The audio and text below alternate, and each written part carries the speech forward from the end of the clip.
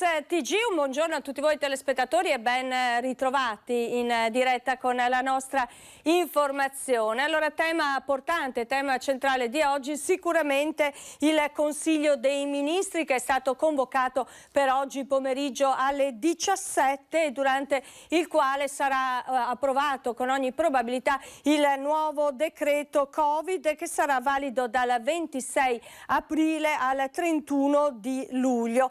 È un decreto che è ancora suscettibile naturalmente di modifiche, comunque porterà il ritorno delle zone gialle e probabilmente arriverà la certificazione verde per gli spostamenti tra le regioni. Le misure che saranno previste dal nuovo decreto prevedono, come sapete, il tema importantissimo delle riaperture, ma anche quello della scuola. Dunque, grande attesa per oggi pomeriggio alle 17 con il Consiglio dei Ministri e il nuovo decreto. Vediamo insieme adesso la tabella dei contagi fornita da Azienda Zero. In realtà vediamo la tabella di ieri pomeriggio alle 17, lo vedete 20.04 alle 17, perché la nuova tabella sarà resa nota dal Presidente Luca Zaia nel corso della consueta conferenza stampa delle 12.30 presso la Protezione Civile di Marghera con tutti gli ultimi aggiornamenti.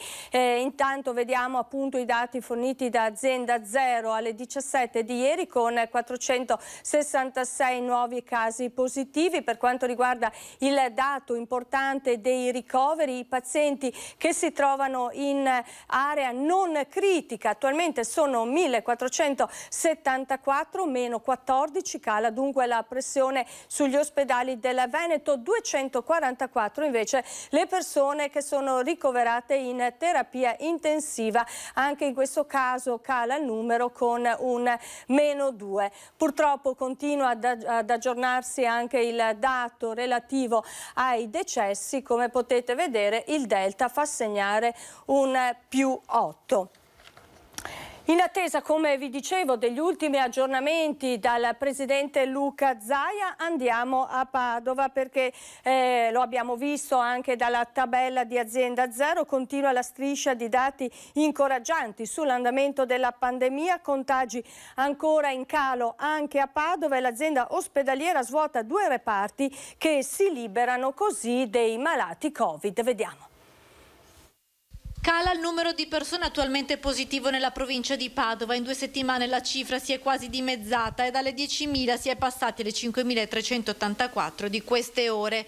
Questo è il primo dato incoraggiante fornito durante il report settimanale dell'azienda ospedaliera che conferma il trend in discesa dei contagi. Cala infatti anche l'indice di positività dei tamponi. Sui 13.437 processati in una settimana ne sono risultati positivi 527, ovvero il 3,9%.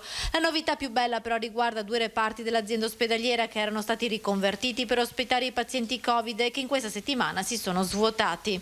Abbiamo potuto, come dire, tra virgolette, chiudere al coronavirus il 10° piano del monoblocco. L'altra bella notizia arriva dalla semi-intensiva, dove abbiamo chiuso, tra virgolette, sempre chiuso, nel senso che non ospitiamo pazienti con coronavirus, pazienti Covid positivi, il 7° piano, quello del dottor Vianello. In area medica restano ricoverati al momento 573 persone, 227 in subintensiva e 291 nell'area intensiva più grave. L'età media dei pazienti oscilla tra i 64 e i 67 anni. In calo anche il numero di accessi al pronto soccorso per Covid, che rappresentano il 23% del totale. In una settimana sono state 150 le persone arrivate con sintomi simili Covid e di queste 35 sono state ricoverate. L'altro dato incoraggiante riguarda la pediatria, dove risulta un solo caso di positività di un piccolo paziente arrivato in ospedale per altre patologie. Ora serve continuare su questa linea osservando le pratiche di buon senso. Il nostro chiaramente impegno, lo dico ancora una volta, è quello che però questo verso giusto deve essere mantenuto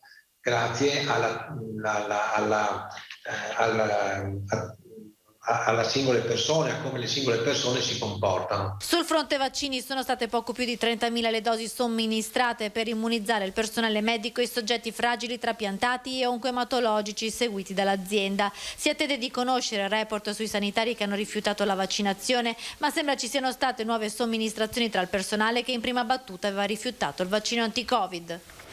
Parliamo adesso di terapie anti-Covid, perché quella degli anticorpi monoclonali è una terapia che sta prendendo piede in Veneto, che è tra le regioni leader in Italia per il suo utilizzo. L'ospedale di Sant'Orso è punto di riferimento per il territorio. Sentiamo. Sempre più intensa la lotta al Covid dell'ULSS 7 Pedemontana all'ospedale di Sant'Orso, diventato uno dei punti di riferimento in Veneto per la cosiddetta terapia con anticorpi monoclonali. Una terapia che sarà riservata a circa 10 pazienti dell'ULSS 7 ogni settimana, che saranno scelti dalla direzione di malattie infettive in collaborazione con i medici di base, tra quelli che hanno determinate caratteristiche come tampone positivo e la presenza di altre malattie rilevanti. La scelta dei pazienti per il momento spetta a me, è condivisa con i collaboratori. Vorrei precisare che questa è una terapia complementare del Covid, purtroppo non è la terapia del Covid. Una terapia che si deve applicare entro i primi 10 giorni di positività. Non è una terapia salvavita e non è neanche una terapia sperimentale, però è una terapia che è stata introdotta d'urgenza perché appunto non c'era nulla.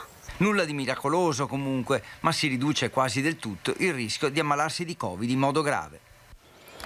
Dati Covid da una parte, dall'altra il tema importante delle terapie ma anche delle vaccinazioni. 400 imprese hanno già manifestato interesse per immunizzare i propri dipendenti, lo rende noto Confapi Veneto. Sentiamo. Se i vaccini arrivano, se definiscono il tipo di vaccino che viene destinato a noi, mondo dell'impresa, mondo di Confapi, diciamo che fine maggio, i primi di giugno potremo iniziare a operare. Sono già 400 le piccole e medie imprese di Confapi Veneto pronte a vaccinare i propri dipendenti in azienda. Si tratta di circa 5.000 addetti che sarebbero favorevoli a ricevere la dose di siero anti-Covid. I vertici provinciali di Confapi hanno partecipato ad una riunione telematica con l'assessore regionale Lanzarin. Le strutture sono pronte, resta solo l'incognita delle forniture. Se noi partiamo che il vaccino destinato a noi era l'AstraZeneca e il Johnson & Johnson, l'AstraZeneca è stato bloccato dai 60 in giù, tenendo in considerazione che la popolazione lavorativa oggi ha una media dei 30-40 anni al massimo e quindi abbiamo escluso questo tipo di vaccino. Attendiamo indicazioni sul Johnson & Johnson, eventualmente se anche qua avremo delle controindicazioni, l'assessore Lanzarin insieme anche il dottor Morgillo si stanno attivando per eventualmente l'utilizzo di altre tipologie di vaccini, quindi quelli con la catena del freddo. Tuttavia le aziende sono pronte anche per la somministrazione di Pfizer e Moderna. Abbiamo avuto disponibilità nella cabina di regia regionale di valutare anche questa possibilità che la regione intervenga con la fornitura di attrezzature idonee per poter gestire la vaccinazione eventualmente sulla catena del freddo anche all'interno delle nostre aziende. E quindi diciamo noi siamo tranquilli e pronti a operare attendendo le indicazioni. Alla campagna vaccinale possono aderire aziende di qualsiasi dimensione qualora non avessero spazi adeguati per la somministrazione. Confapi presso le proprie sedi provinciali, appoggiandosi ad altre strutture, garantisce la possibilità di luoghi per effettuare il vaccino. Cambiamo argomento, lasciamo per il momento il tema Covid per parlare di un fiocco azzurro in ambulanza, una nascita rocambolesca, quella di Matteo, il piccolo nato in ambulanza mentre la mamma stava per andare in ospedale. Il miracolo della vita che arriva quando meno te lo aspetti, anche quando stai correndo per raggiungere l'ospedale. Matteo aveva fretta di nascere e non ha aspettato che l'ambulanza su cui era stata caricata la mamma giungesse al pronto soccorso ginecologico. Il piccolo ha visto la luce a bordo di Romeo 16, l'ambulanza del SUEM 118 della postazione di Vigonza della Croce Rossa. Gli operatori si sono fatti trovare pronti. Giulia, Eros e Luca hanno accolto la nuova vita e prestato le prime cure alla mamma, che poi è stata trasferita velocemente in ospedale. L'equipaggio della Croce Rossa Rossa ha aiutato Matteo a nascere. Come per le situazioni difficili, anche per questa, che è stata di gioia pura, è stato pronto a sostenere i due genitori. Ci fermiamo adesso per qualche minuto, non cambiate canale, restate con noi, poi ci collegheremo con Padova. Vi aspetto.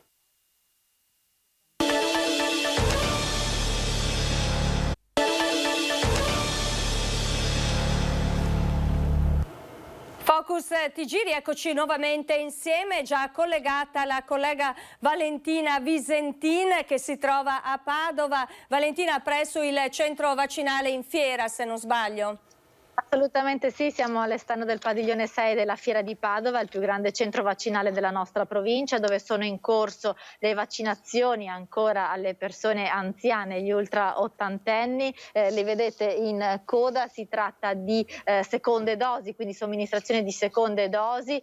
Si sta quindi completando la vaccinazione degli ultra ottantenni, sono circa 1000 quelle che alla fine non sono stati raggiunti e che non hanno prenotato il vaccino attraverso la possibilità della prenotazione online oppure attraverso i medici di base, comunque medici di base che stanno continuando a vaccinare gli ultra ottantenni allettati, quelli in sistema di assistenza domiciliare, e quindi diciamo che con questa settimana si chiude la partita degli ultra ottantenni padovani che sono stati immunizzati, e da ieri sera è invece possibile la prenotazione della vaccinazione anti-Covid per la fascia di età 70-79, quindi si aggiungono anche la fascia dei nati a partire dal 1951 fino al 1942. Intanto lo vedete il continuo via vai qui in fiera, perché oggi è una giornata di moltissime richiami, di moltissime prenotazioni, quindi oggi il padiglione sta funzionando a pieno regime con le 21 linee vaccinali attivate. Come vi dicevo, da ieri sera il portale dell'USL 6 ha riaperto le prenotazioni per la fascia 79-70 e si potrà prenotare anche per le persone fragili e con disabilità, deambulanti o trasportabili. La prenotazione si effettua sempre online a partire dal sito dell'USL 6, quindi attraverso la prenotazione con il codice fiscale. Quindi in questa settimana si inizierà appunto l'immunizzazione della fascia dei settantenni. Senti Valentina, sulla campagna vaccinale pesa la carenza di vaccini, come sta andando nell'USL 6? Allora, l'USL oggi attende, perché era prevista proprio per oggi 21 aprile, la fornitura di una seconda parte di dosi Pfizer, mentre per ieri dovrebbe essere arrivate nuove forniture anche di AstraZeneca. Si attende di avere indicazioni per la somministrazione invece del siero Johnson & Johnson, che potrebbe essere somministrato nella campagna di vaccinazione presso le aziende. Comunque per oggi l'USL attende una fornitura di vaccino Pfizer che dovrebbe servire, sono circa 17.000 dosi, di queste 15.000 sono destinate soprattutto per i richiami, quindi per le seconde dosi, e questa fornitura è davvero importante per dare la spinta alle vaccinazioni. Non è sempre facile effettuare la prenotazione sul portale della Regione, che cosa dicono i cittadini? Che infatti molti anziani hanno lamentato, lo sentiamo anche dalle telefonate che abbiamo ricevuto, spesso andando il giorno dopo in farmacia trovavano i posti già occupati e quindi a volte erano costretti a raggiungere un centro vaccinale che non era propriamente vicino alla loro abitazione, perché molte richieste vengono fatte proprio per il centro qui in Fiera, che diciamo è quello più vicino e più raggiungibile a molti anziani. Però tutto sommato hanno distribuito anche con le prenotazioni ad accesso libero, hanno visto che quello di Loreggia era il più difficilmente accessibile, infatti non è stata aperta la prenotazione ad accesso libero a Loreggia, ma è stata concentrata sui 5 centri vaccinali che hanno visto il maggior numero di accessi in queste settimane di vaccinazioni. Altre notizie, Valentina da Padova? Infatti Monica, volevo aggiornarti con la cronaca, perché notizie di pochi minuti fa la leggo anch'io direttamente, perché è stata confermata la condanna dalla Corte d'Appello di Venezia, la condanna a 2 anni per i genitori di Eleonora Bottega Bottaro, lo ricorderete, un caso che fece molto discutere, una ragazzina di 17 anni morta di leucemia dopo aver rifiutato la chemio. I genitori, entrambi seguaci del metodo Hammer, curavano la ragazza con vitamina C e aspirina e quindi non avevano fatta sottoporre alla chemioterapia che aveva rifiutato proprio la stessa ragazza. I medici più volte, lo stesso professor Giuseppe Basso, scomparso pochi mesi fa, aveva detto che se la ragazza avesse fatto la chemioterapia si sarebbe potuta salvare. Ebbene, è iniziata una lunga e travagliata vicenda giudiziaria che oggi dovrebbe aver messo appunto la parola fine con la conferma della condanna a 2 anni per i 2 genitori, Lino Bottaro e Rita Benini. I coniugi erano imputati appunto di omicidio colposo aggravato dalla prevedibilità dell'evento. La famiglia si era sempre opposta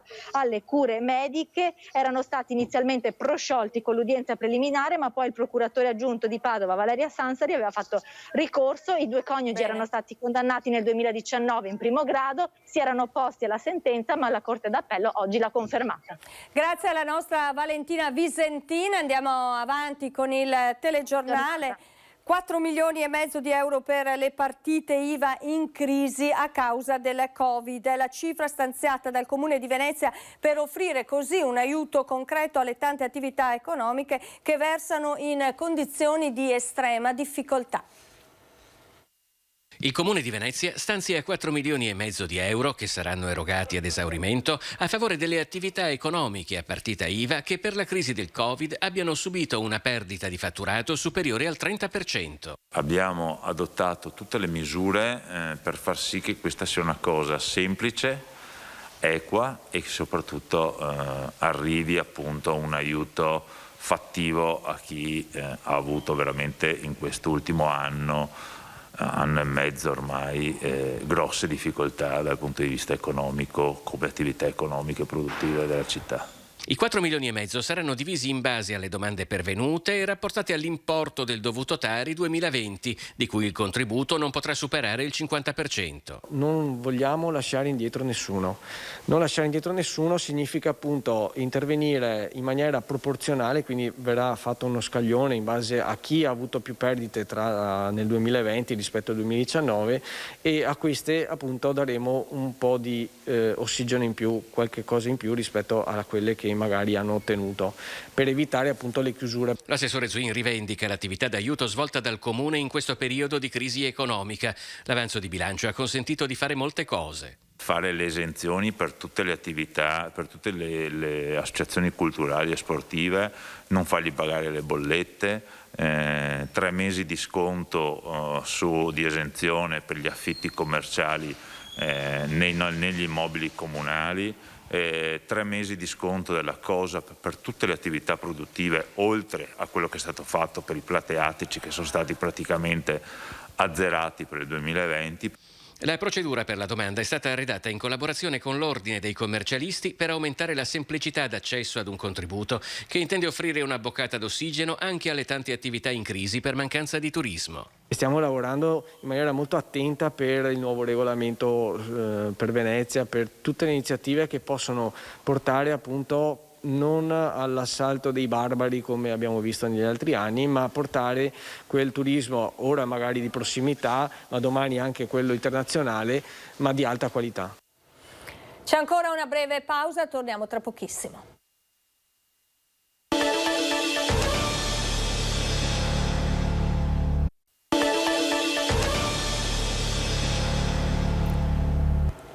Rieccoci nuovamente insieme, siamo in attesa di collegarci con Marghera, con la sala della protezione civile per la consueta conferenza stampa del presidente Luca Zaia, che sicuramente parlerà anche del nuovo decreto, visto che oggi è previsto il Consiglio dei Ministri alle 17 e che il governo ha incontrato le regioni ieri. Dunque il tema prepotente del decreto, delle riaperture con le richieste delle categorie economiche. Diamo voce nel prossimo servizio ai ristoratori da Follina.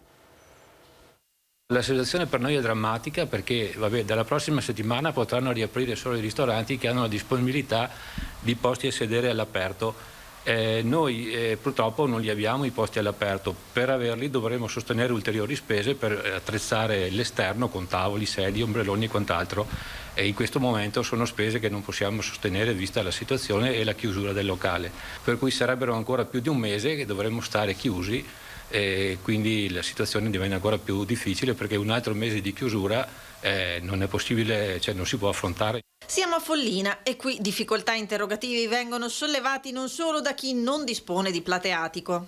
Il mio grande dubbio, quando io ho preso la prenotazione dei nostri clienti, che ho preparato quello che devo preparare in cucina, e se nel momento a mezzogiorno, a mattina c'è il sole, mi organizzo, e a mezzogiorno c'è la pioggia, cosa faccio? Mando via i clienti o posso accomodarli all'interno, magari distanziati secondo la norma vigente? Cercasi piano B per i ristoratori, soluzioni alternative per chi è legato ad un clima instabile e piovoso e alle basse temperature. Tra l'altro il discorso delle aperture all'aperto, secondo noi, nella nostra zona non sarebbe neanche sostenibile, perché viste le temperature che abbiamo in queste zone non si può pensare di stare a pranzo e tantomeno a cena pranzare fuori all'aperto, perché effettivamente è troppo freddo. Pronti a raccogliere prenotazioni, ma campeggiano ancora troppi dubbi senza risposta per chi attende ormai da mesi la riapertura. Noi siamo chiusi dall'8 marzo, come tutti chiaramente, poi noi abbiamo scelto anche tra l'altro di non fare asporto, anche perché comunque la maggior parte dei nostri amici e clienti sono distanti. Singolare intervento della polizia a Padova, gli agenti sedano una lite tra fidanzati, il motivo: lei voleva fare troppi tamponi.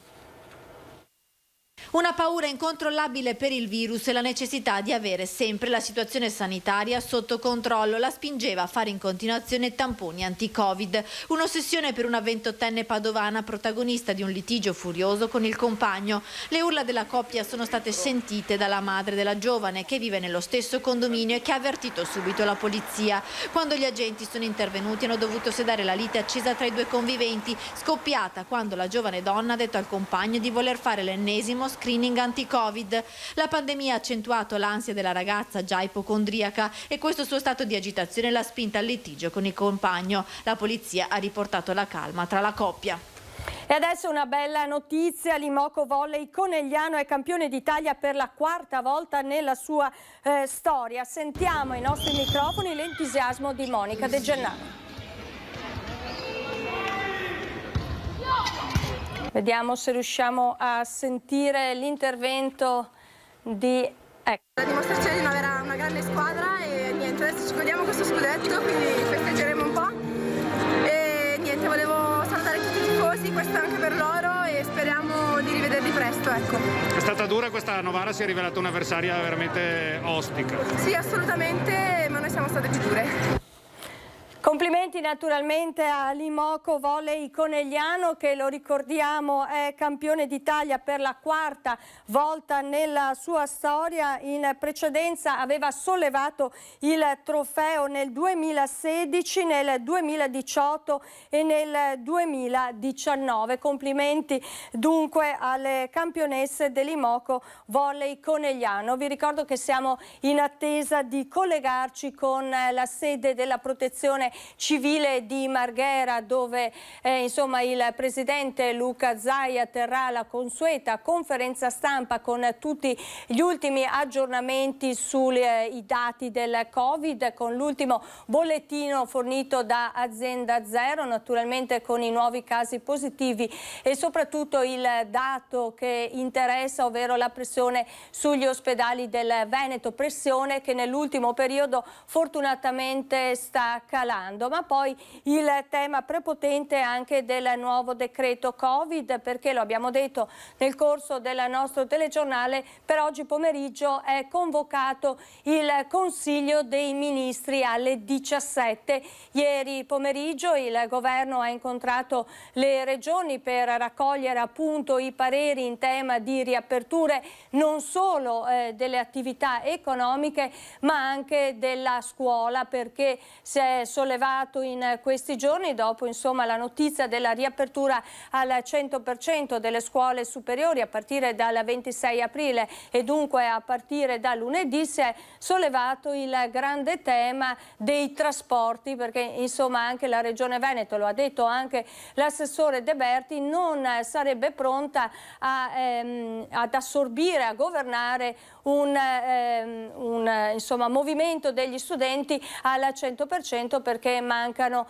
gli autobus sufficienti per gestire in sicurezza il trasporto degli studenti verso soprattutto gli istituti superiori. Dunque il tema delle riaperture, il tema anche del coprifuoco. Si discute molto sul coprifuoco, oggi lo sappiamo l'orario di rientro è previsto per le 22, ma insomma c'è chi chiede un allungamento dell'orario di coprifuoco alle 23. Abbiamo sentito anche i nostri microfoni i ristoratori denunciare appunto le difficoltà nel gestire le cene al ristorante con l'orario di rientro alle 22. Dunque insomma le richieste da più parti al governo di allungare, anche se sembra che il governo non dia grandi aperture sulla appunto la possibilità di spostare il coprifuoco dalle 22 alle 23. Nella bozza, secondo quanto si è preso anche dall'ANSA, si confermerebbe il coprifuoco dalle 22 alle 5 del mattino, ma ci sono le regioni, come vi ho detto, che insistono affinché ci sia l'ampliamento almeno di un'ora e dunque fino alle 23. Sul coprifuoco ha detto Fedriga, il presidente del Friuli Venezia Giulia, c'è un interlocutore che è appunto il governo. La conferenza delle regioni propone una misura assolutamente responsabile, ovvero l'ampliamento di un'ora fino alle 23 per permettere alle attività nei limiti delle regole di avere un minimo di respiro. Vedremo se il governo darà seguito appunto a questa richiesta delle regioni. Arriva il presidente Luca Zaia e dunque io vi saluto e vi lascio alla conferenza stampa. Sono giornate complicate, siamo pieni di riunioni, quindi non mi tratterò neanche moltissimo, però sono qua per le domande e per tutto. Passerei al tema del bollettino, eccoli qua. Test rapidi 4.181.625, test molecolari 4.870.000. Vi annuncio ufficialmente che abbiamo passato i 9 milioni. 9.052.423 test abbiamo fatto. 9.052.423. Mai avrei pensato di fare quasi 9 milioni di tamponi. I positivi nelle ultime 24 ore sono 1.094, che sono stati identificati facendo 54.323 test, ovvero un'incidenza del 2%, un'incidenza bassa. Considerate che questa è un'incidenza da contact tracing, cioè positivo, ti dice i miei familiari si chiamano Tizio, Caio, Sempronio, o questi vicini di casa che ho visto l'altro giorno, eccetera, quindi non è popolazione indifferenziata. Avete visto che quella volta abbiamo fatto il professor Baldo era lo 0,3%, una roba bassissima. Numero dei positivi totali dal 21 febbraio 403.971. Numero dei positivi di oggi 24.593.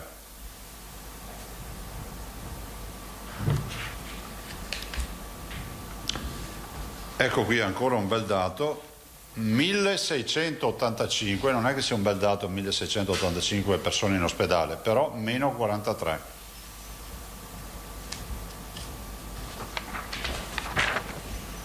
I 1685 sono così distribuiti: 1449 in area non critica, meno 32, 236 in area terapie intensive, meno 11. I 236 si sommano ai 270 dei non Covid, terapie intensive, e siamo a 506 in totale. Per capirsi, questo deve andare a zero, per tornare alla normalità. 20 sono i decessi nelle ultime 24 ore, 19.868 sono i dimessi guariti. Se noi volessimo fare un bilancio, ma lo ricordo a beneficio, perdonatemi, dei cittadini magari che ci seguono anche in diretta, volessimo fare un bilancio, noi abbiamo questi due dati importanti. 403.000 sono i positivi intercettati dal 21 febbraio. La statistica ci dice, ormai abbastanza assestata, che metà non hanno avuto sintomi. Quindi 200.000 non hanno avuto sintomi. L'altra metà ha avuto sintomi in maniera graduale, dal raffreddore a un po' di stanchezza magari qualche giorno, a sintomi gravi fino al ricovero. Quindi 200.000 hanno avuto sintomi. La stragrande maggioranza, se non la quasi totalità, di chi ha avuto sintomi, di questi 200.000, della metà, si è curata a casa. Quelli che sono finiti in ospedale sono questi, 20.000, cioè di 400.000, 20.000 sono entrati in ospedale e sono usciti guariti. Questi sono i numeri. Quindi c'è un grande lavoro di cura domiciliare fatto dai medici, insomma da tutti coloro che hanno seguito 200.000 pazienti, però una quota, diciamo, qui noi calcoliamo un 10%, ma anche inferiore, si dice dal 5-7%, ha dovuto avere cure più intensive. Considerate, perché vi dico è un po' più bassa, perché qui ci sono dentro anche, noi abbiamo catalogato anche coloro che magari hanno avuto terapie domiciliari più importanti come la bombola dell'ossigeno, ossigenoterapia e altro, ma in generale in ospedale dei 400.000 si parla di un 5%, insomma, tanto è vero che tornerebbe anche il conto 5 per 4, 20, sono 20.000. Basta, adesso voi sapete, noi abbiamo fatto un sacco di riunioni anche stamattina, è in corso una riunione dei presidenti e abbiamo questa attesa che vogliamo rendere proficua in attesa che il Consiglio dei Ministri approvi il decreto. Vi dico già alcune considerazioni sul decreto. Intanto una prima considerazione che è giusto fare, che noi non stiamo parlando di riaperture, sembra quasi una provocazione quello che sto dicendo. A maggio dell'anno scorso noi riaprivamo tutto con gradualità, con decisioni, vi ricordate le linee guida, i bar, i ristoranti, le spiagge, cioè partì tutta una come si può dire, quasi una processione, no? Nelle aperture. Noi non stiamo pensando di ripartire, perché la stragrande maggioranza dell'attività è rimasta aperta. Noi non stiamo uscendo dal lockdown.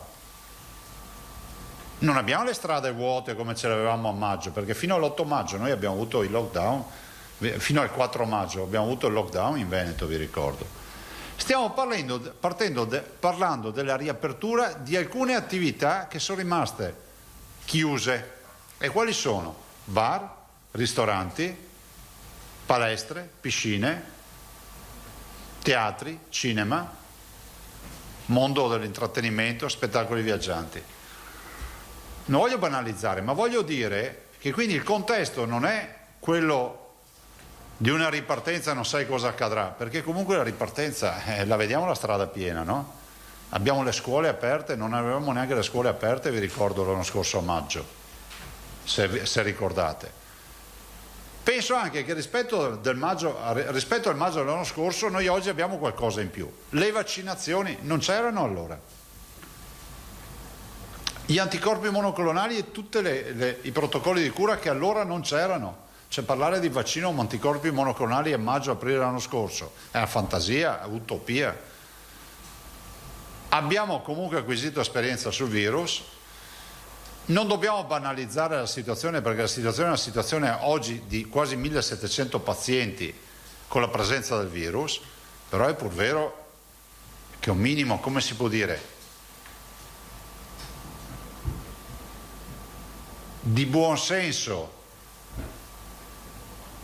e anche di rispetto di reciprocità nelle aperture ci vuole. È difficile spiegare che una partita di calcio tra Scapoli e Mogliati si può fare dal 26 e in palestra si apre l'1 di giugno. È difficile spiegare che tu fai aprire i ristoranti solo all'aperto in un contesto nel quale è impossibile mangiare fuori. Non c'è nessuno che ha il coraggio di dire che qua fa freddo. No, perché sembra che sia proibito dirlo. Noi siamo fuori scala, ma lo è anche tutto il centro Italia, lo è gran parte dell'Italia. Quest'anno, fra l'altro, abbiamo una primavera più fresca del solito. È difficile pensare che dal 1° giugno si possano aprire i ristoranti la sera in zona gialla fino alle 18, dalle 5 del mattino alle 18. Uno dice: ma scusa, spiegami la ratio epidemiologica. Cosa vuol dire? Premesso che hai fissato il coprifuoco alle 22, mi vuoi spiegare perché neanche fino alle 22? Cioè il virus diventa più letale di notte? No, perché sennò non ci preoccuperemmo delle scuole. Quindi ho l'impressione che questa modalità debba assolutamente valutare seriamente il rischio, perché comunque ogni volta che si apre qualcosa ci assumiamo un rischio, una quota di rischio. Cioè non è che sia tutto, che questo sia un percorso netto. Di questo io ve l'ho sempre detto. Però è altrettanto vero che ci vuole un equilibrio anche come approccio, no? Perché se io do in mano alla scienza, al Comitato Tecnico Scientifico la decisione, alcune di queste decisioni sembrano incongruenti rispetto ad altre che sono già vigenti. È innegabile che il ristoratore ti faccia vedere la metropolitana piena e ti dice: scusa, il mio ristorante deve essere vuoto. Vi dico questo perché vorrei ricordare che le regioni italiane, in un gruppo di lavoro coordinato dalla Regione Veneto, hanno presentato le linee guida, ma non le abbiamo fatte con la casacca dei partiti, le abbiamo fatte qui con i nostri direttori della prevenzione,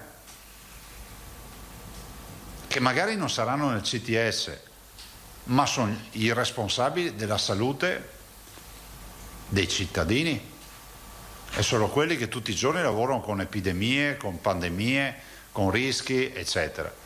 E tutti hanno detto, ad esempio, per i ristoranti, regole ferree, introdurre anche il test, il fai da te, perché avete visto, adesso c'è il Green Pass, dipende da che parte la guardiamo il Green Pass, magari dopo ne parliamo. Però è fondamentale dire che ad esempio le regioni prevedevano che si aprisse anche in zona rossa, aumentando il distanziamento tra i tavoli. Ovvio che sarebbe stato un distanziamento pesante, perché 2 metri da tavolo vuol dire quasi non aprire quasi i ristoranti, ma eravamo in zona rossa come proiezione, ma la zona gialla prevedeva le linee guida che abbiamo lasciato prima di chiudere, a mezzogiorno e sera. Qua non si tratta di fare gli aperturisti o i chiusuristi. Io non voglio essere né catalogato con quelli che vogliono aprire tutto e tantomeno con quelli che vogliono chiudere tutto. Guardare in faccia la realtà. È iniziata la fase della convivenza con i virus. Alla domanda se da qui all'infinito possiamo pensare di continuare con le restrizioni, tutti noi rispondiamo no. Cioè ormai abbiamo capito che portare la mascherina e evitare l'assembramento ci salva la vita. Stiamo galoppando con i vaccini. La prossima settimana ne abbiamo già 50.000 dosi in più a settimana.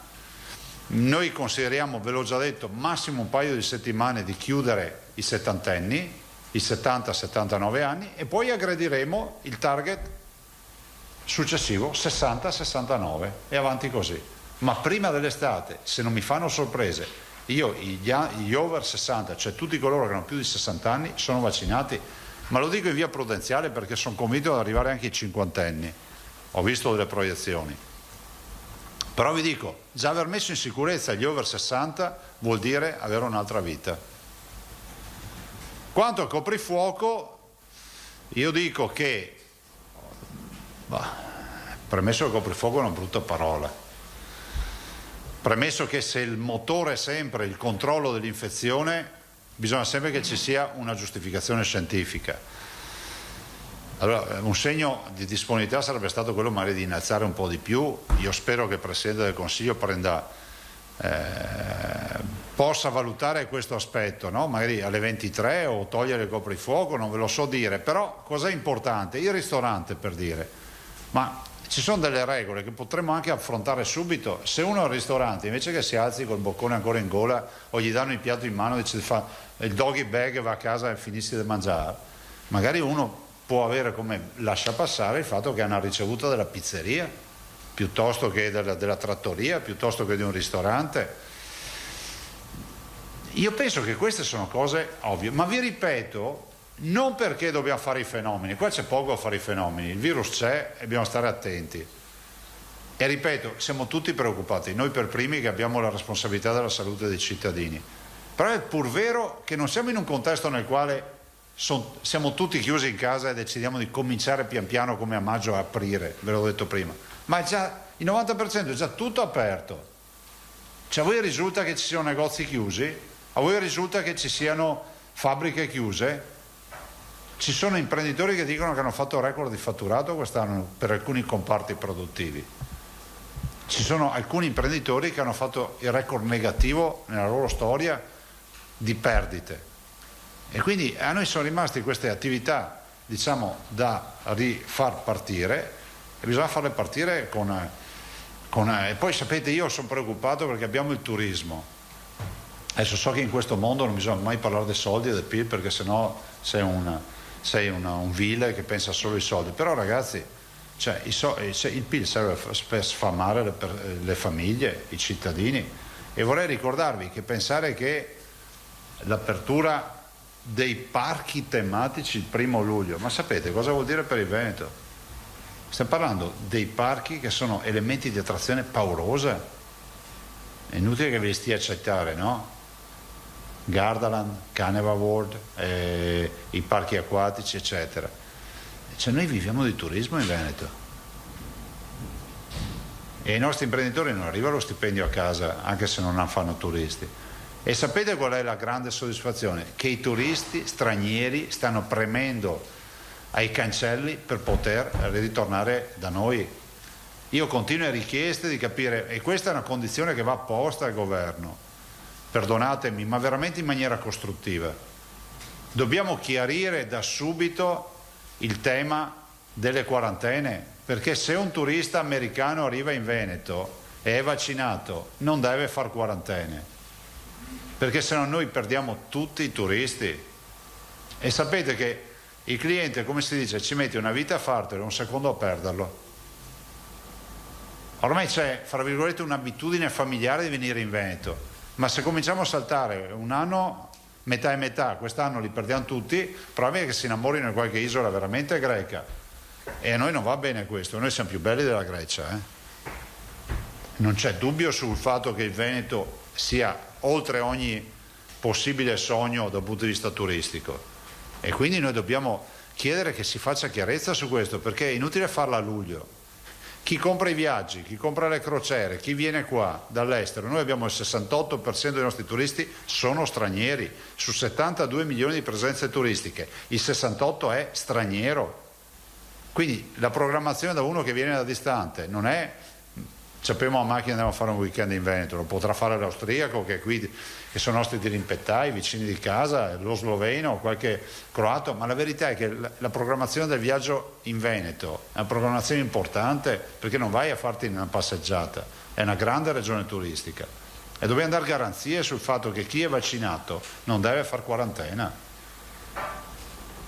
E ovviamente stabilire anche il tema dei tamponi, perché se uno fa i tamponi, capite che non ha nessun senso.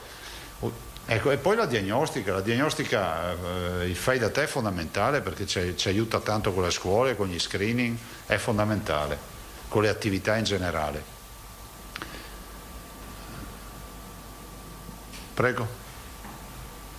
Cominciamo il giro. Tosato, Giacomuzzo, Moscati. Oggi Tosato ne fa una sola. Natali. Si è impegnato.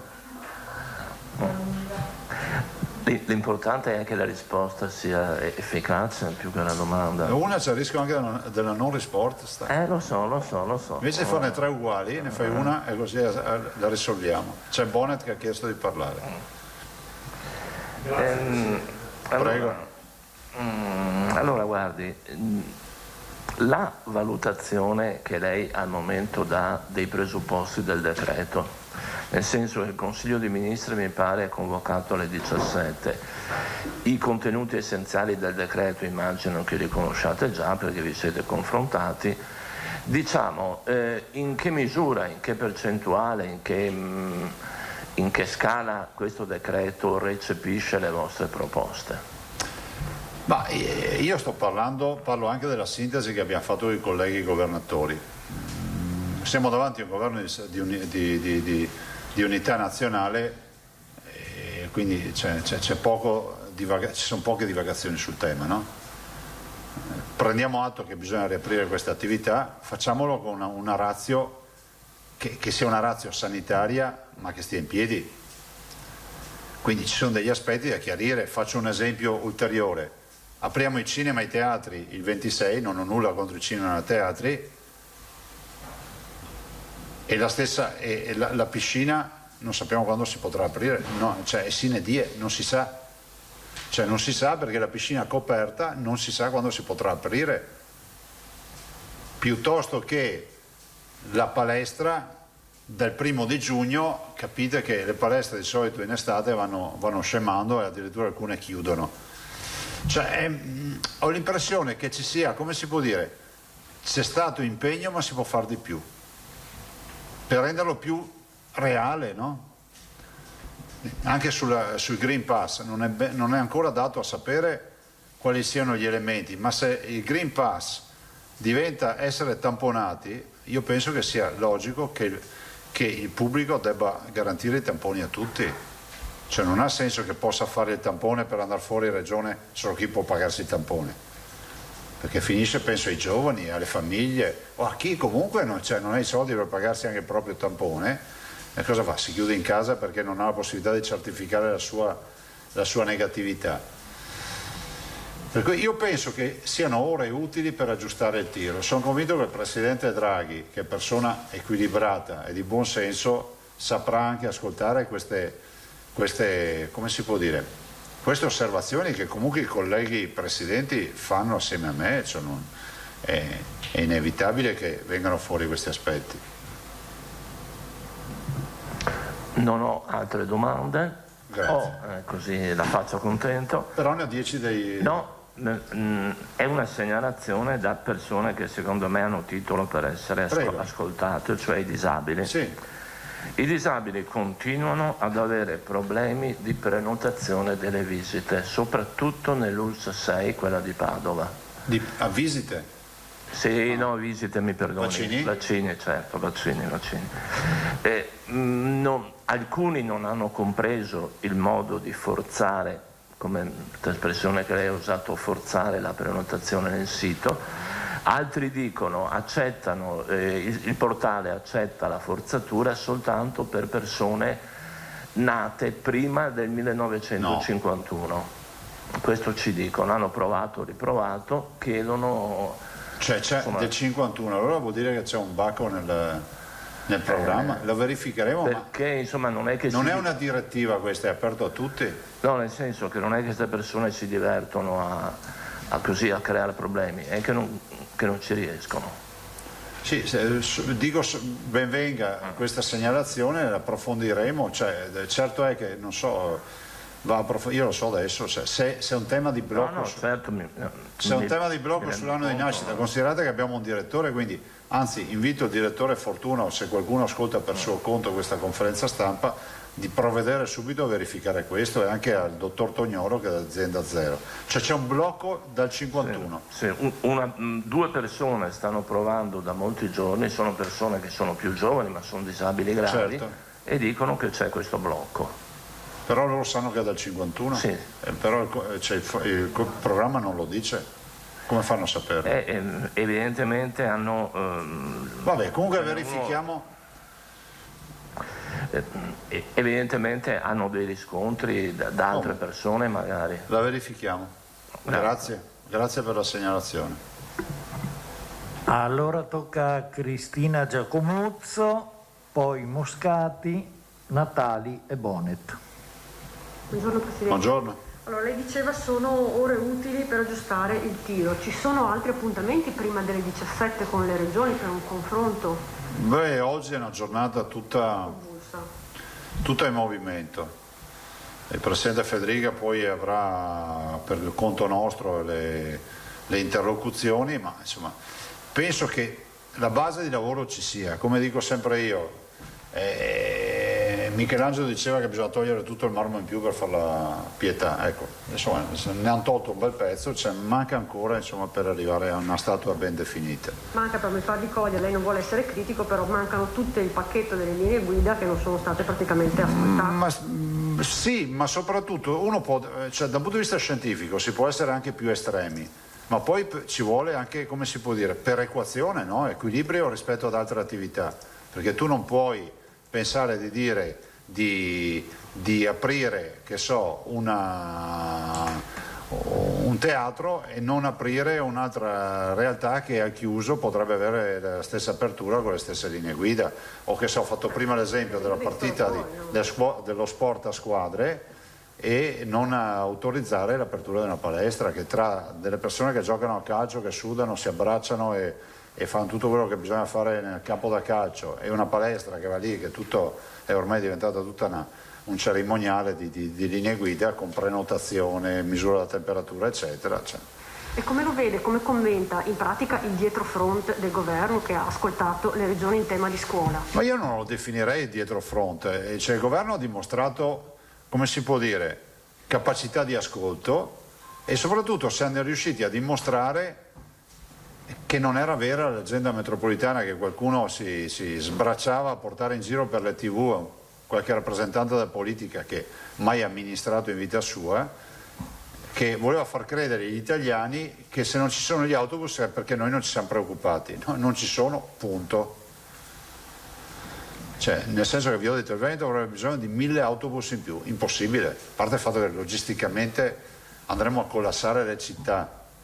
Però a parte questo non ci sono, la mia vicepresidente mi conferma questo. Adesso pensare al 60%, io ieri ho fatto un intervento, ho detto, so che è stato riportato anche dalle agenzie, ho detto ci rimettiamo poi a un tavolo prefettizio, per carità, non vogliamo essere noi, cioè il tavolo che c'è per i trasporti deciderà qual è il livello di sostenibilità.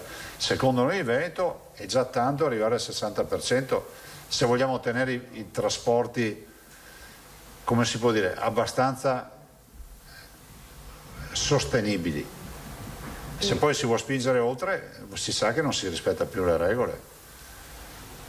Un'ultima cosa, una curiosità per quanto riguarda i vaccini, il Johnson & Johnson che è stato approvato a EMA e AIFA per gli over 65, in Veneto che ripercussioni, che ricadute ha, anche magari con un maggior numero, oltre i 40.000 vaccinazioni e somministrazioni dal 29, si potrà aumentare ancora di più?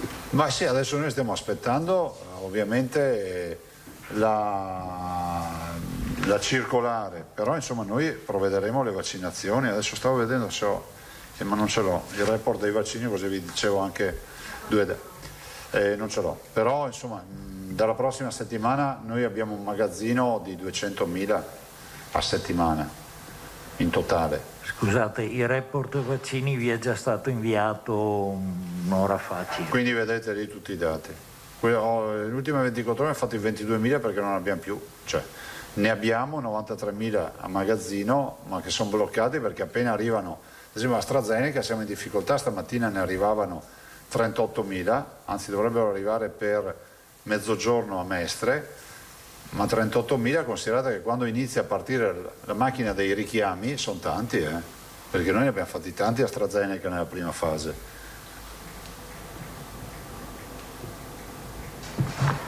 Proseguiamo allora con Silvia Moscati. Sì, buongiorno Presidente. Buongiorno. Allora, si era parlato di questo benedetto coprifuoco che ieri alcune voci lo spostavano alle 23 e è stato detto che il coprifuoco, perché non toglierlo definitivamente, perché è stata la risposta dei tecnici è stata quella che è un deterrente. Allora, in realtà il deterrente è anche dal punto di vista turistico, perché se è vero che i turisti possono comunque venire, al di là del problema della quarantena, chiaramente se hanno un coprifuoco anche questo è un deterrente per le prenotazioni. Ah, ma lo è sicuramente, cioè andare a far villeggiatura in un posto dove c'è il coprifuoco, esatto. Però ripeto, io non voglio fare la figura e avere l'immagine di colui che, come si può dire, rinnega quello che è accaduto. Noi abbiamo un'infezione che è ancora in corso, dobbiamo stare molto attenti perché il livello di rischio c'è, però penso che la sostenibilità della portarsi in pancia questo rischio ci possa essere, aiutati anche dalla bella stagione, da tutta una serie di fattori quali la vaccinazione. Dopodiché sto coprifuoco, guardate, vi dirò quale sarà il coprifuoco quando leggeremo il decreto, perché ad ora non c'è un decreto. Però sappiamo anche che è stato spostato il 31 luglio lo stato d'emergenza. Anche sì. Quello è un deterrente per il turismo, perché... Ma sì, questo era accaduto anche l'anno scorso. Diciamo che il turista magari è meno attento a questo aspetto, lo è molto di più a fatti pratici, cioè doversi chiudere in albergo o nella struttura ricettiva alle 22, piuttosto che non avere la certezza se dovrà fare o meno la quarantena. Guardate che questo è un grande spartiacque, è una grande preoccupazione. Cioè noi dobbiamo essere chiari sul piano di sanità pubblica riferito ai turisti. Ecco, invece tornando per esempio ai vaccini, adesso a questo pass che è stato definito Green Pass, noi sappiamo che l'AstraZeneca ha 3 mesi per il richiamo, per cui in questo caso come viene valutata questa... C'è la prima e la seconda dose, sembra da quelle bozze che girano che debba essere avvenuta la certificazione, però con la seconda dose, però non ve lo so dire, sono ancora girando bozze. Sì, perché se uno si vaccina adesso giustamente va a finire già finita l'estate. Sì, a maggior ragione dovrà sottoporsi a tampone, ma anche il tampone deve essere riconosciuto. È tutto un problema. E l'ultima è su Johnson & Johnson, una battuta. Cioè, nel momento in cui sono autorizzati, i nostri clinici li somministrano. Sì, però oggi c'era un'agenzia, mi pare che dicesse, se non ne abbiamo altri o non ci sono le forniture, faremo anche quelli a tutti. È corretta? Forse è una noi li facciamo per target in base all'autorizzazione. Per cui niente, cioè over 60 anche di Johnson & Johnson. Certo. Sono stati liberalizzati queste forniture di Johnson & Johnson che erano arrivate? No, ancora no. Non ci sono novità in questo. No. Grazie. Prego. Passiamo quindi ad Alessandra Natali, poi Marco Bonet. Buongiorno, per Radio Stereo Città e Caffè TV24. Mi risulta che però ancora 2 attività siano effettivamente chiuse da molto e mi spenda 2 parole per quanto riguarda il casino e poi per quanto riguarda anche la radio, quindi ci arrivano molte richieste per il Popolo della Notte che ancora non hanno precisazioni. Ma sono quei punti di domanda che peraltro restano inespressi nel decreto. Ho fatto prima un esempio, ci è stato segnalato anche dal Presidente nazionale del nuoto, che la piscina coperta nella bozza di decreto non è normata, non si trova la norma per la riapertura. Abbiamo i locali della notte, o meglio il mondo dell'intrattenimento, che è letteralmente paralizzato e fa parte delle categorie più penalizzate dal Covid, fin dal primo giorno, che giustamente molti operatori, quando io li incontro, mi dicono: ma scusa, se era colpa nostra la diffusione dell'infezione, siamo sempre serai, adesso è acclarato che noi non abbiamo... Vi ricordate quest'estate che sembrava che l'infezione fosse partita da 3 discoteche? La verità è che sono 8 mesi che sono chiusi, l'infezione continua ad andare avanti. Così il mondo degli spettacoli viaggianti, ricordiamoci tutto il tema fiere, giostre e affini, Luna Park, che sono anche loro poveri, costretti a non... Io ho conosciuto, ve lo dico, ho conosciuto operatori che hanno la giostrina a casa e sono fatti assumere a fare attività, a lavorare di notte nel terzo urbana, ste robe, cioè in attesa che si riaprano le sagre e che possano ripartire con i loro spettacoli. Il mondo della notte non sarà più, non so quanti riapriranno sinceramente. E poi c'è il tema, guardate, delle palestre, che anche lì è tutto un mondo che non so che fine farà rispetto alle riaperture, perché riaprire il 1° di giugno è già tirata. E il casino che invece comunque... Ma sul casino, anche lì, il casino penso non abbia, condizioni di trasmissione maggiori di altre strutture chiuse, di un cinema, di un teatro, no? Perché non mi pare che il casino sia così. A parte il fatto che ci sono le linee guida, a parte il fatto che sono anche pubbliche le gestioni, per cui non è... Cioè, figuriamoci, il capitale pubblico dei casinò, Venezia il suo, se parliamo di Venezia, e quindi c'è maggiore attenzione ancora, no? Se vogliamo, proprio perché il pubblico ha l'ossessione di applicare la norma in maniera ossessiva. Anche lì non c'è notizia. Tutto tace. Si parla di fiere, spettacoli, parchi eccetera dal 1° luglio, però dovrà essere chiarita questo aspetto del casino. Presidente, secondo lei questo governo ascolta di più le regioni? Possiamo, anche parlando, si è espresso prima per quanto riguarda, non è un dietrofront, l'ha detto, ma insomma vi ascoltano di più per quanto riguarda ad esempio la scuola. Possiamo collegarlo a un qualche aspetto di autonomia o di presa di coscienza maggiore? Ma sapete, la presa di coscienza maggiore durante il Covid è che le regioni sono, diciamo, dei bracci operativi sul territorio, riescono ad essere la parte operativa che nessun governo nazionale potrebbe avere. Cioè è illusorio pensare che un governo centrale possa gestire la sanità come la gestiamo noi, ma non perché siano degli incapaci, perché ci puoi mettere chiunque, la catena decisionale è talmente lunga, è come se a me facessero gestire la sanità, che so, della Sicilia piuttosto della Calabria o della Val d'Aosta stando qui in Veneto. È inevitabile che le distanze, è vero che sono ridotte dalle nuove tecnologie, ma uno deve essere lì, respirare l'aria, capire cosa succede. Insomma, sono sempre aziende. Può essere una prova di autonomia? Ma sì, io penso che dal Veneto è stata superata a pieno titolo questa, no? Prova di autonomia. C'è stato questo dibattito, no? Sul togliere l'autonomia alle regioni visto cosa è accaduto nel Covid.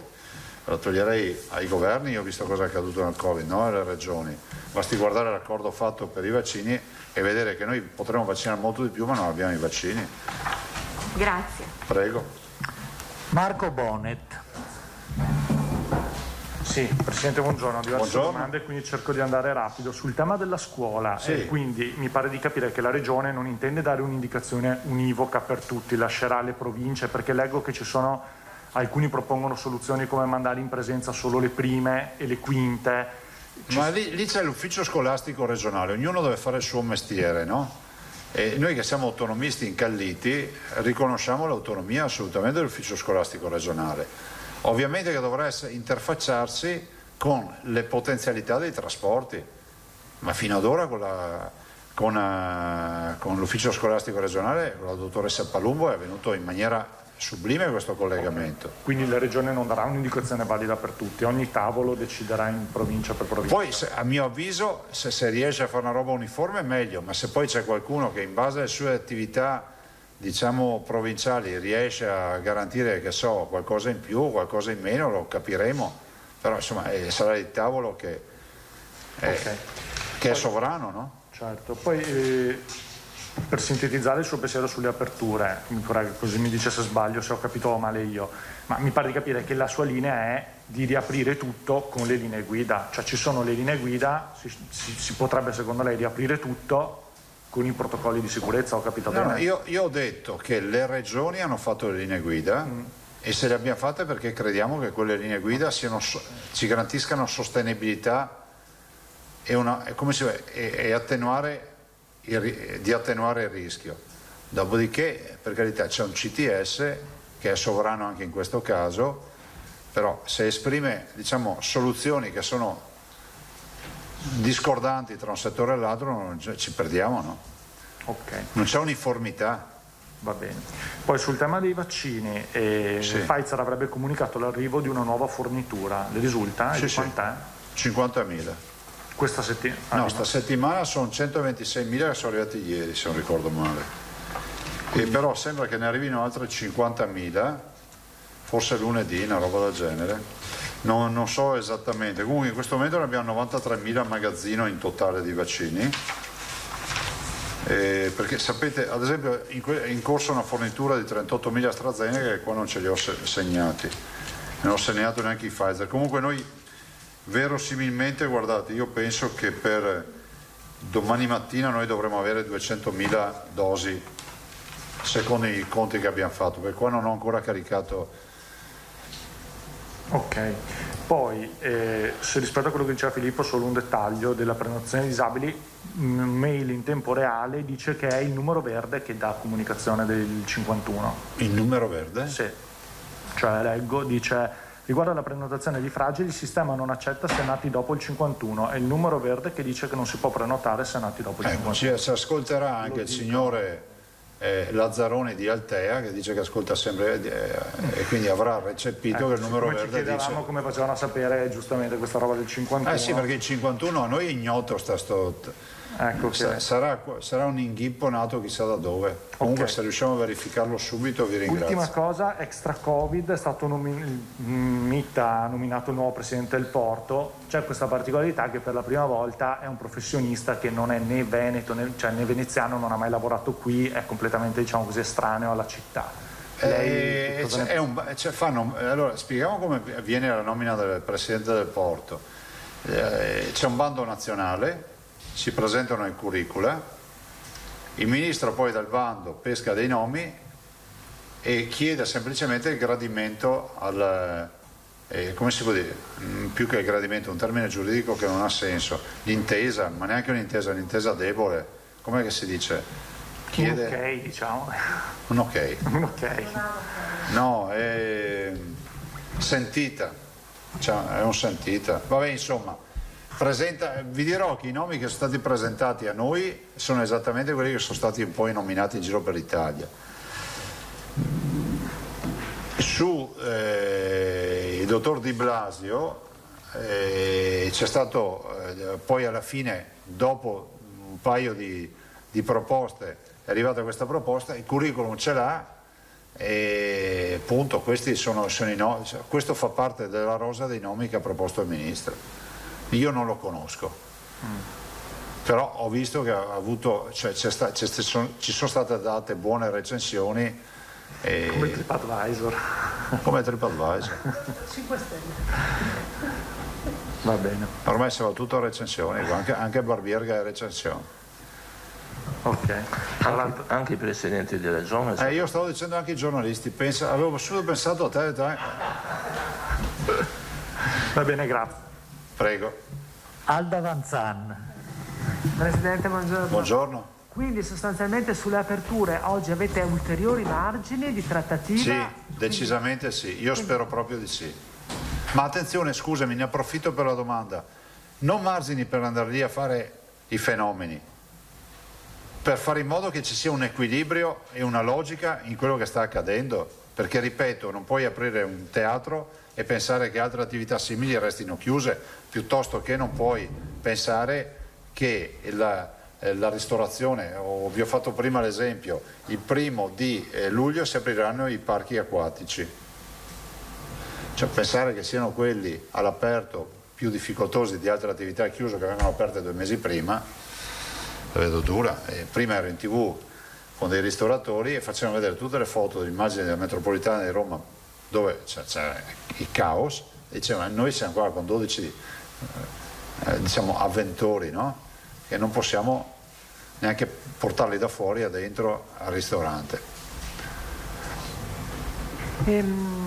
Non è, scusi, lei prima aveva detto, poi vi dirò cosa penso del Green Pass, che Bolzano tra l'altro l'ha già istituito. Bolzano farà un'applicazione, la provincia autonoma di Bolzano farà un'applicazione sul telefonino, si aprirà una schermata verde e con quello uno fa quello che vuole, basterà dimostrare appunto di essere stato o vaccinato o di avere tampone negativo nelle precedenti 48 ore oppure di aver avuto il Covid e quindi di essere, tra virgolette, immunizzato per un periodo X. E con questo Bolzano già parte. Lei che cosa pensa e è d'accordo con Bolzano? Che cosa farebbe? Io condivido quello che fanno, la fortuna è che loro hanno l'autonomia. Dopodiché si cercherà anche di capire con questo decreto come verrà inquadrata questa attività. Perché se a noi dessero la possibilità di fare in modo, pensate solo, vaccinato, guarito, che ha gli anticorpi, tamponato, cioè testato, ha fatto le 3 categorie. Quindi uno potrebbe tranquillamente gestirsi i suoi accessi in base al fatto che è negativo e non abbiamo risolto il problema. Se dopo vogliamo non farli neanche uscire di casa è un'altra roba. però oggettivamente il nostro problema è l'incrocio, ce l'hanno detto per 1 anno e mezzo, l'incrocio con il positivo, no? Il fatto che tu ti avvicini a un positivo. Immuni funzionava così. Quindi Presidente, se ci fosse questo noi subito lo facciamo. È un certificato, cioè chiamiamo Green Pass, in realtà è un certificato che dice che tu non contagi tendenzialmente. Lei con quello aprirebbe tutto, i ristoranti, la piscina, la palestra. A quel punto riusciamo a normare, diciamo, gli ingressi. Pensate a un ristorante, una piscina, un bar, un teatro, un cinema. Ovviamente non è che possiamo scaricare sul cittadino il costo della sua libertà, perché i colleghi convengono con me che i tamponi devono essere pagati dal pubblico. Sì, del pubblico per me significa dallo Stato. Noi tasse ne paghiamo già tante. Un'altra cosa che volevo chiedere, le case di riposo, allora qui abbiamo i turisti che probabilmente arriveranno qui perché saranno vaccinati, perché appunto saranno in regola, e però abbiamo gli ospiti delle case di riposo che sono vaccinati e che restano reclusi nelle case di riposo. Non è un controsenso? No, è una vergogna, non un controsenso, e c'è una norma nazionale che deve essere modificata, c'è una direttiva nazionale, ve l'ha detto anche l'assessore Lanzarin.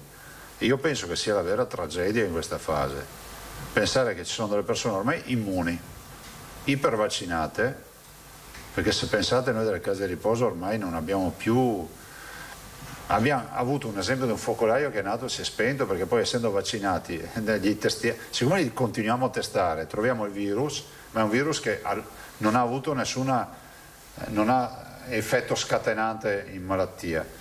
Bisogna che venga risolto questo problema della riapertura delle case di riposo, perché il trauma psicologico è un trauma importante. Del resto mi metto nei panni dei gestori. Dopo tutto quello che abbiamo letto e sentito dire da alcune bocche, chi è che ha il coraggio di aprire neanche la porta d'ingresso? Nessuno. E poi gli esiti anche di molte dichiarazioni sono questi. In un paese nel quale si denuncia tutti. Secondo lei, ultima domanda Presidente, in attesa del decreto, quindi delle nuove disposizioni e della mediazione che state tentando con il Governo, se uno ha un'attività tipo, non so, ristorazione, bar, nell'attesa aspetta di capire cosa succederà, oppure sa che ad esempio i ristoranti che aprono per le mense, per gli operai, continueranno al chiuso a farli? Loro secondo me continueranno. Però si aspetta il decreto, immagino, su questa cosa. Prego? Si aspetta il decreto oppure è già certo? No, secondo me non andranno a toccare quell'aspetto, perché il tema è quello lì. Lo fanno a sostegno delle imprese, quindi si è sempre fatto anche durante il lockdown. Okay. Se togliessero questa facoltà in assenza di lockdown, vi ripeto che noi non abbiamo lockdown dietro le spalle, abbiamo una zona frato arancione oggi. Arancione. Fra l'altro ho visto i dati domani, allora io vedo di invitare l'ingegnere Fattori per venerdì, così vi dà lo schema delle possibili fasce di popolazione. Tabellone? Sì, il tabellone. E domani vi diamo anche i dati, le proiezioni dei dati su R con T e incidenza, ma comunque stanno andando giù, visto delle ULS che sono a 60 di R con T, 0,60. Sì, possiamo recuperare la tabella dei focolai scolastici che ovviamente è in movimento, sulle scuole è in movimento la cosa. Non è che proprio faremo un percorso netto. Sì, è bene ricordare che tutti siamo per l'apertura della scuola, ma tutti dobbiamo avere coscienza che la circolazione del virus aumenta. Grazie, buon lavoro ragazzi. Grazie a tutti, a domani. Verifichiamo quella del 51, che adesso la verifichiamo.